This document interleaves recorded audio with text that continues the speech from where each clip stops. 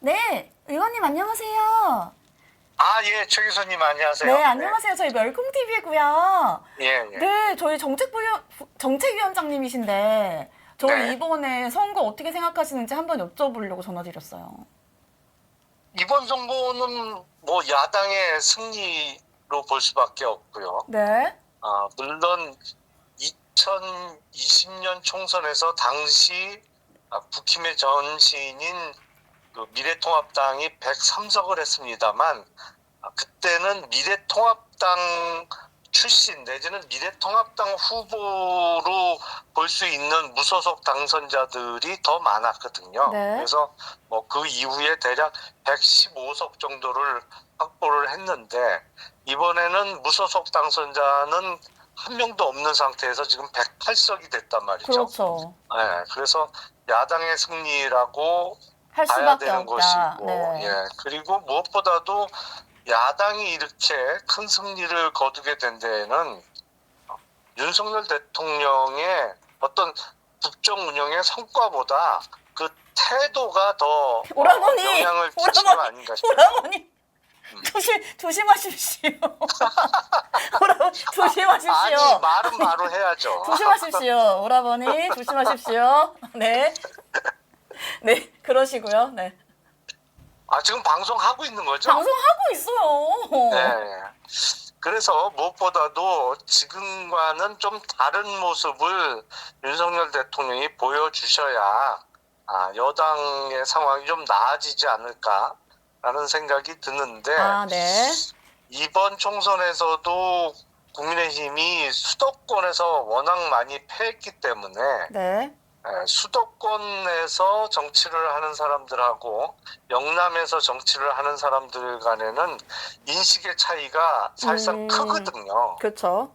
그래서 수도권 민심을 대변할 만한 국힘의 현역 국회의원 숫자가 매우 적은 상황이 22대 국회에도 이어질 것이기 때문에 적어도 차기 당대표에서는 수도권 민심을 잘 알거나 아니면 그 민심을 대변할 수 있는 사람들로 지도부가 구성되어야 국민의힘이 좀 회생할 수 있지 않을까라는 생각이 듭니다. 오라버님, 네.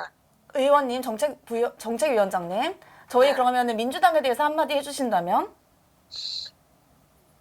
민주당은 사실은 더 이길 수 있는 선거를 못 이긴 거죠. 그쵸. 네. 왜 그랬을까?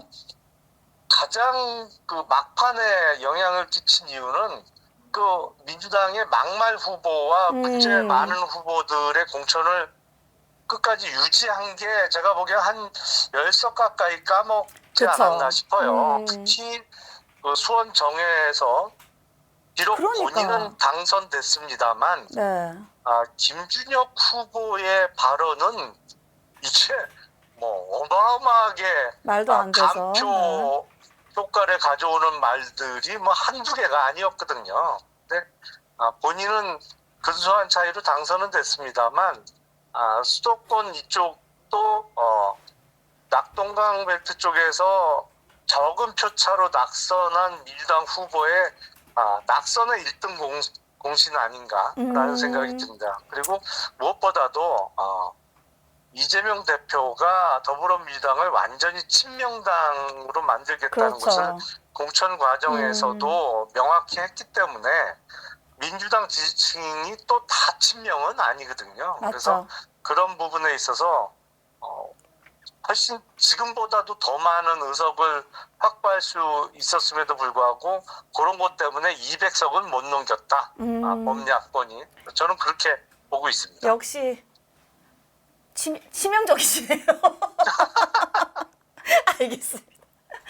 전화 감사드리고요. 혹시 또 말씀드리고 싶은 거 있으신가요? 저희 멸콩TV에 대해서. 아니 뭐 궁금한 거를 물어보세요. 물어보세요, 피디님. 없어요? 방송이 처음이어가지고. 우리 피디님 방송이 처음이라 가지고 저는 오라버니한테 여쭤보고 싶은 게 있어요. 예. 우리 민주당이 사실은 이기는 판세였잖아요. 그쵸? 근데 졌다는 이유는 딱 그건데 왜 그렇게밖에 할 수 없었을까? 그리고 우리 문 전 대통령께서 가셔가지고 결국은 갈라치기를 하신 거잖아요. 이렇게 한 거에 대해서는 어떻게 생각하시는지, 전 윤 의원님으로서는 대통령이 어떤 생각을 갈라치기를 하시는지 좀 궁금해요. 네. 질문이 명확하게 윤 대통령이 갈라치기. 아니, 문 대통령님이. 문 전 대통령님. 그러니까 지금 문재인 전 대통령의 지원 유세는 아무 효과가 없었다는 게 투표 결과로 그렇죠. 입증이 어느 정도 네. 된 것 같고, 지금 제가 보기엔 민주당도 반으로 갈라졌어요. 네. 그러니까 친명과 뭐 비명 이꼬르 사실은 비명 행사, 친문으로 봐도 네. 네. 될 텐데 사실은 갈라져 있는 상황이고 두 세력 간의 화학적 결합은 쉽지 않을 거다. 그리고 점점 친문은 이른바 조국 혁신당으로 갈아탈 수도 있겠다라는 생각이 들어요. 아, 그래서, 진짜요? 네, 조국 그래서 혁신당으로? 더불어민주당하고 조국 혁신당은 제가 보기에는 합당은 안 할 겁니다. 네.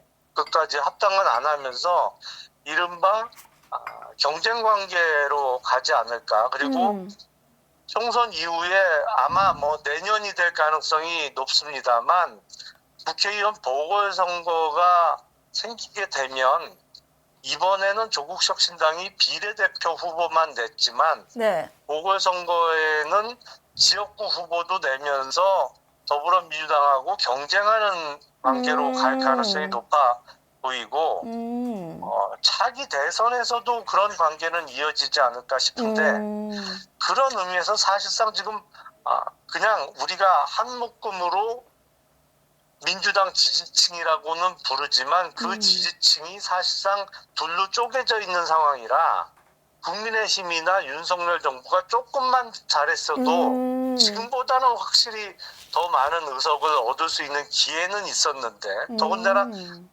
상대 당의 후보, 당대표가 이재명 대표이기 때문에 기회는 있었으나 더 못하는 바람에 기회를 날려버렸다. 저는 이렇게 생각합니다. 알겠습니다. 오늘 너무 감사합니다. 오라버니, 예. 이화영 측 주장 술파티 검사 입장에서 어떻게 생각하세요? 뭐에 대해서요? 이화영이 얘기한 거 술파티 아니 그게 어떻게 생각하세요? 근데 이화영 피고인은 그동안 몇 번 없는 얘기를 한 적이 있었기 때문에 네. 물론 그게 저쪽 민주당 쪽에 사주를 받고 뭐 꾸며낸 말 아닌가라는 생각도 드는데 그건 사실 확인을 좀 해봐야겠죠. 아니 근데 이게 말이 돼요? 어떻게 검찰에서 술파티를 한다는 게 말이 됩니까? 검사 출신인 우리 변호사님 어떻게 생각하세요? 그게 20, 30년 전에는 그런 경우가 있었어요. 사실. 진짜요? 왜냐하면 그런데. 그게 그때만 해도 밤샘 조사를 많이 할 때거든요. 네. 그리고 그때는 밤새워 조사하는 거를 일을 열심히 한다라고 생각을 할 때기 때문에 그런 경우도 왕왕 있으면서 이제 밤새워서 조사하면서 뭐 그 안에서 밥도 먹고 뭐 아주 드물게는 술도 먹는 경우도 있었는데 있었어요? 네. 그건 아주 오래전 일이고 지금은 일단은 그 밤샘 조사는 거의 없어졌고요. 그쵸. 또 말이 안 되지. 심야 조사를 하게 되면 꼭 그 피고인 피의자나 그 변호인의 변호사한테 그렇죠. 동의를 받아야죠. 네. 네, 동의를 받아야 되기 때문에 지금 상황에서는 상상하기 어려운 거는 틀림없는데 왜 저런 주장을 그것도 그러니까요. 결심하는 단계에서 했을까? 이것도 뭐 일종의 공작 중에 하나가 아닐까라는 생각도 들어요. 저도 매우 의심하고 있습니다. 예. 감사합니다, 의원님. 예, 고맙습니다. 네, 들어가세요. 네. 우리 양재희 변호사님은 아나운서 출신의 예쁜 변호사님으로 유명하신 걸로 알고 있는데 맞나요? 그렇게 말씀하시면 안 됩니다. 네, 저희 하나만 여쭤볼게요. 우리 지금 얘기하고 있는 게 우리 대통령님 지지율이 23%가 됐어. 그니까요. 취임 후 최저치예요. 왜 이럴까? 그러게요. 일단은 뭐 지지율이 정말 너무 이 시기에 이렇게 낮을 수 있나라는 생각이 좀 들기는 하더라고요. 그쵸? 왜냐하면 아직 임기가 많이 남아 3년 남았죠? 있잖아요. 네. 근데도 불구하고 이렇게 가면 어떻게 하지? 라는 좀 걱정이 일단 좀 들긴 들었고요, 사실. 일단은 지지율이 빠진 이유는 글쎄요, 뭐 총선 결과랑도 무관하지 않을 것 같고 네. 그 과정에서 있었던 일들도 종합적으로 영향을 미쳤겠지만 제 생각에는 그 의대 지원 문제도 굉장히 좀 컸던 것 같아요, 사실은. 아, 그쵸. 네. 그리고 많은 사람들이 이제 얘기를 하잖아요. 그 민생 토론에 되게 여러 차례 걸쳐서 하셨는데 그 부분에 대해서 실제로 뭐 이렇게 뭐랄까요? 많은 정책들이 나오기는 했지만 실제 우리 삶이 나아지고 있는가? 뭔가 당장 뭐 효과가 나타나기는 힘들어도 조금의 어떠한 희망? 뭐 그런 좀 그런 건 있어야 되는데 그런 게 전혀 없이 살기도 너무 팍팍하고 약간 이러다 보니까 그런 게 다 영향을 미치지 않았나라는 생각도 드네요. 그렇다면 그래도 우리 양지미 여사님 보수시잖아요. 우리 보수의 여전사잖아. 저 제가요? 보수의 여전사잖아. 그럼 우리가 어떻게 감사해요. 하면은 더 좋을까 얘기를 한번 해주세요. 일단은 제 생각에는 뭐 요즘에 가장 많이 등장하는 단어가 키워드가 협치잖아요. 그치. 네, 협치가 지금 당장에 가장 필요한 때가 아닌가라는 생각이 들고요. 그리고 일단 실망하신 분들이 많기 때문에 그 원래 믿었던 사람한테 좀 실망하면 더 이게 마음이 좀 돌아서는 효과가 있잖아요.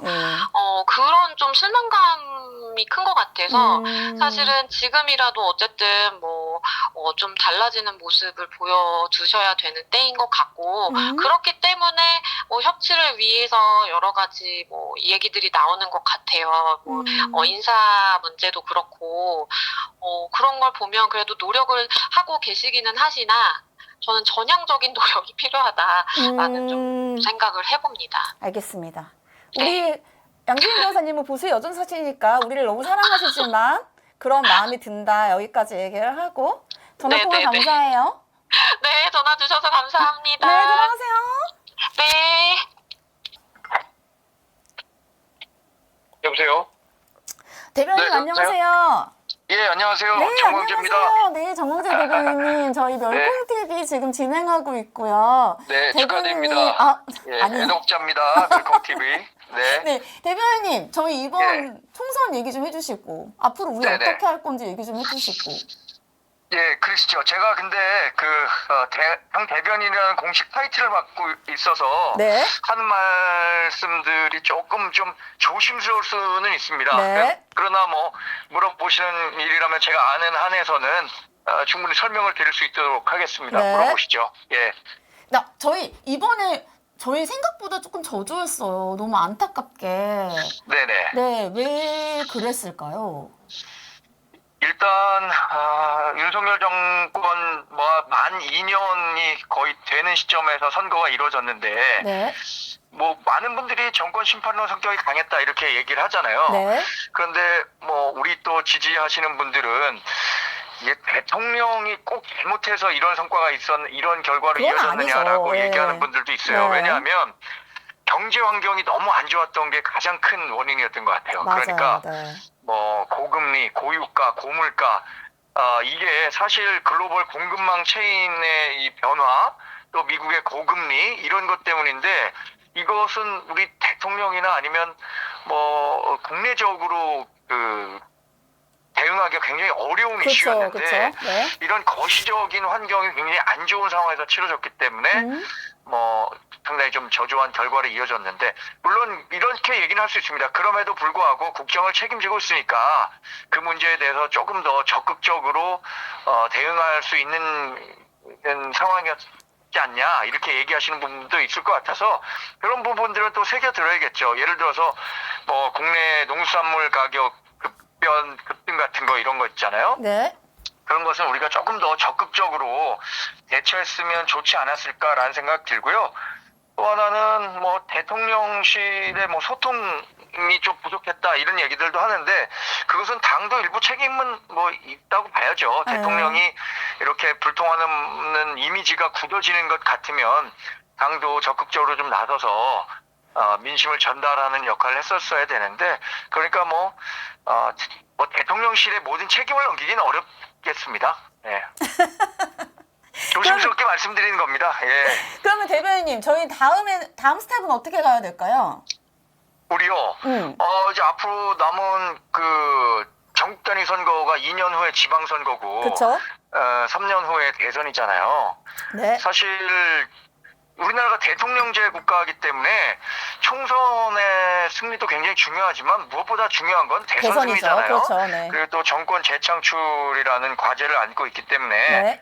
지금부터 이제 빌드업을 잘 해갖고 아직 뭐 2년, 3년이라는 시간이 있으니까 지난 2년간의 국정에 대한 평가가 이번에 그 총선에서 조금 따갑게 질책을 받았다면 우리 어렸을 때도 모범생들은 조금 어떤 계기가 있으면 그 계기를 바탕으로 해갖고 더 열심히 하곤 하잖아요. 네. 그러니까 우리 정부도 이번에 나타난 민심도 잘 반영하고 3년 후에 다가올 대선 그건 정말 중요한 겁니다. 정말 총선이 중요하죠. 뭐 대한민국의 그렇죠. 미래를 좌우한다고 하지만 그렇죠. 우리 대통령제 국가에서 대통령 선거만큼 중요한 게 어디 있어요? 그렇죠.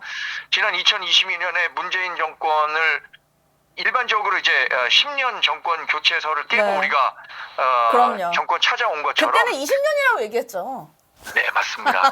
그런 오만을 우리 국민들이 대선에서 심판해 줬던 것처럼 지금 국회도 사실 국회가 본연의 역할을 제대로 못하고 있잖아요. 네. 민주당이 그렇죠. 일당 너무 많은 의석수를 가지면서 최소한의 견제와 균형도 유지하려는 그런 움직임도 없는데 여하튼 3년 후 있을 대선에서 우리가 어떻게 하면 승리할 수 있을까 이 부분에 대해서 대통령실은 물론이고 당도 정말 고민을 더해서 대응해 나가야 된다고 봅니다. 네, 알겠습니다.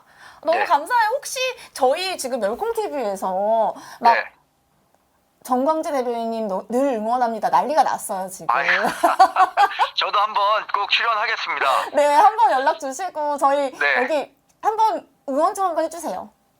멸콩 TV 구독자분이 지금 한 25만 명 수준에서 정체되고 있는 것을 알고 있는데 더 많은 구독자가 멸콩 TV를 통해서 건전한 보수의 이념 이런 것들이 사실 우리 정체성 대한민국의 정체성을 어떻게 갖고 가냐가 가장 중요한 거 아니겠어요? 그렇죠. 그런데 그런 부분들이 좌파 세력들에 비해서 우리가 좀 선전선동? 이게 선전선동은 좌파들이 하는 건데 그런 것들이 좀 이념적으로 왜 보수여야 하는가, 왜 보수의 가치가 중요한가를 잘 모르면서도 이렇게 우리 정당을 뽑는 분들이 있는데 이런 것들에 대한 이념 확실히 좀 각인시킬 필요가 있을 것 같아요. 그래서 그런 역할을 멸콩TV 같은 좋은 채널에서 해줬으면 하는 바람을 갖고 있습니다. 너무 멋지십니다, 대변인님. 네, 오늘 너무 아이고. 감사해요. 네, 오늘 저 좋은 방송 하십시오. 시간 내주셔서 감사합니다. 네. 들어가세요. 네.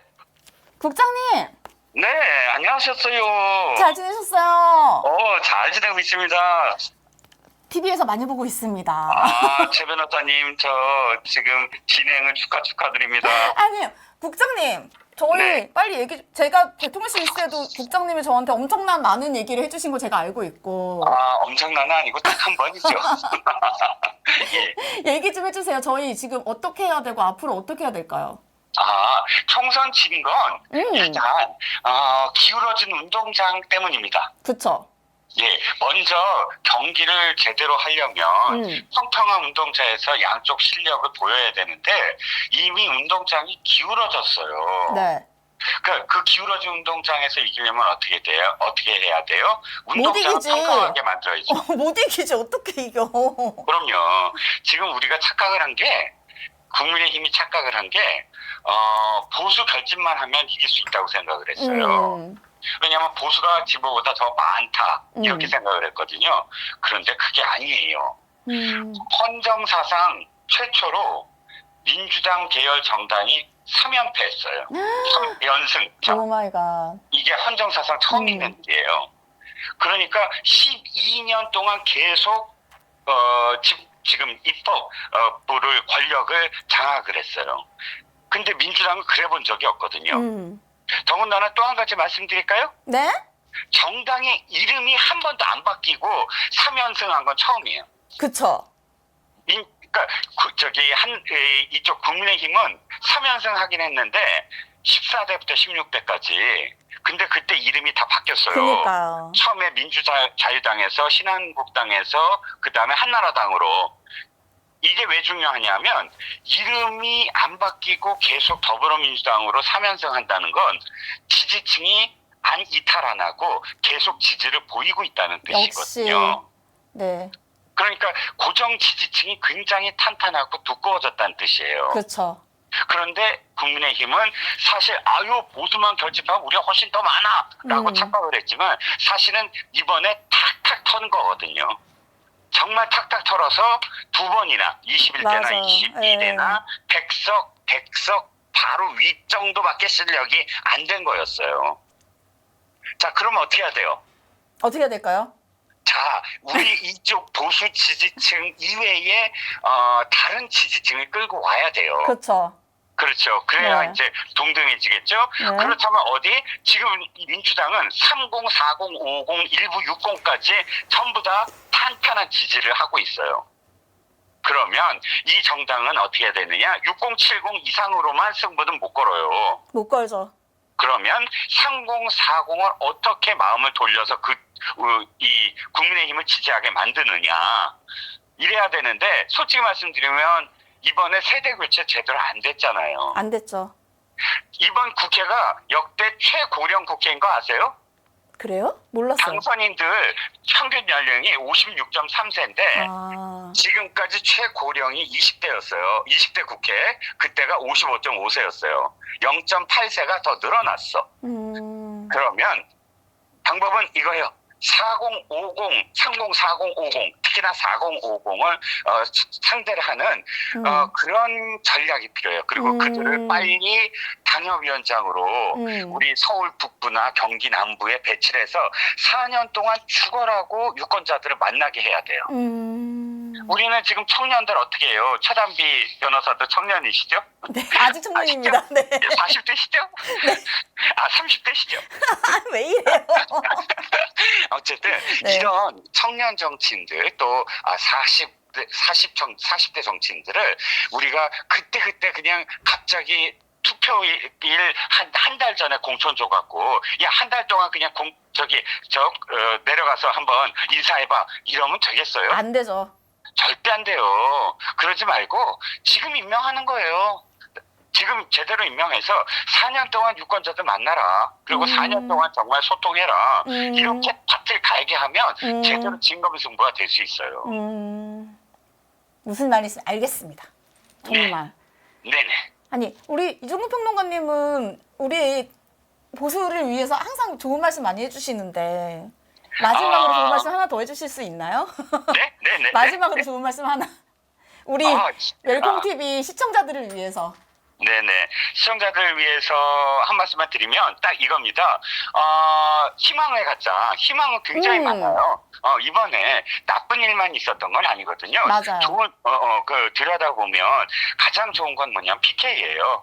PK가 낙동강 벨트에서 양산과 사하갑을 우리가 갖고 온 건 단 2석이 아니라 한 20석 갖고 온 것만큼 중요한 거예요. 왜냐하면 양산이 문재인 대통령의 성지. 그 다음에 사하갑은 최인호가 떨어졌는데 거기는 노무현 대통령의 성지거든요. 사하에서 계속 떨어져갖고 바보 노무현이 됐어요. 거기는 잃으면 안 되는 곳이에요. 민주당이. 그렇죠. 네. 그런데도 이번에 PK가 결집해서 보수를 살렸어요. PK가 만약에 무너졌다고 한다면 어떻게 되죠? 우리가 개헌선을 다 내줬을 거예요. 그렇죠. 예, 그 PK 다시 복귀됐고 그 다음에 강원이 복귀됐어요. 강원이 원래 전통적으로 보수 지지층이거든요. 안보 의식이 뛰어나고 근데 워낙에 이광재라는 시장 그러니까 민주당 쪽 인사가 와서 이 굉장히 초접전 지역으로 바뀌었는데 이번에 5대2로 다시 승기를 잡았답니다. 네, 평론가님. 네. 충청은 어떻게 생각하세요? 어디? 충청. 어디? 충청. 충청 대단히 아쉬워요. 그러니까 충청 어떻게 예. 생각하세요? 충청이 원래 지난 21대에 참 많이 뺏겼어요. 대전은 7대 0으로 뺏기고 충남 뭐 약간 호각이었고 충북도 많이 뺏기고 그런데 이번에 분위기 굉장히 좋았어요. 제가 여론조사 쭉 흐름을 맨날 들여다보잖아요. 그런데 한 중반까지는 충청이 완전히 좋았어요. 강원도랑 그쵸. 같은 분위기였어요. 그런데 어느 시점부터 강원도는 계속 유지가 되는데 충청이 한 번에 딱 꺾이더라고. 언제였죠, 그게? 그게? 그게 이제 뭐 몇 가지 어떤 돌발 변수들, 네. 그러니까 뭐 이종석 장관 얘기나 네. 혹은 황상무 수석의 네. 이야기나 이런 데서 갑작스럽게 저쪽이 막 치고들어오는데 거기에 대해서 사실은 좀 전략적으로 방어를 제대로 했었어야 되는데 거기에 조금 주춤주춤했던 게 굉장히 아쉬운 점이에요. 왜냐하면 충청이 캐스팅보트를 지면서 그러니까. 상당히 바람에 약하거든. 충청 때문에 우리가 지금 이번에 너무 안 좋은 것 같아서 그게 좀 안타깝더라고요. 그래요. 그 충청 계신 분들이 마음을 제대로 사지 못한 것, 끝까지 그 마음을 유지하지 못한 것, 그건 굉장히 아쉬워요. 네. 또 하나 아쉬운 건 경기 남부벨트, 반도체 벨트 분위기 괜찮을 수 있었거든요. 그런데 지금 이번에 국민의힘의 전략 중에 한 가지가 벨트는 잘 만들었는데 그 벨트를 제대로 채우지를 못했다. 그치. 벨트만 있으면 뭐 그걸 채워야지. 그러니까 영님 감사해요. 5만 원. 누가 5만 원 보내주셨어요 지금. 영님. 그래요. 감사합니다. 감사합니다. 빨리 박수 쳐주세요. 네, 벨트 얘기에 딱 보내주셨네. 벨트 하자마자 보내주셨어요. 네. 벨트에 딱 꽂히셨다, 그분. 감사합니다. 그래서 그러니까 낙동강 벨트, 반도체 벨트, 한강 벨트 이렇게 벨트를 형성한 것까지는 좋으나 그 각 벨트를 연결을 했어야 돼. 그치? 따로따로 벨트가 있으면 안 되고. 그게 안 됐구나. 연결이 안 돼서 문제였군요. 벨트를 연결해갖고 그거를 딱 묶어야 하나의 벨트로 대한민국의 유권자들을 묶는 거잖아. 네네. 근데 벨트가 분리돼 있었어요.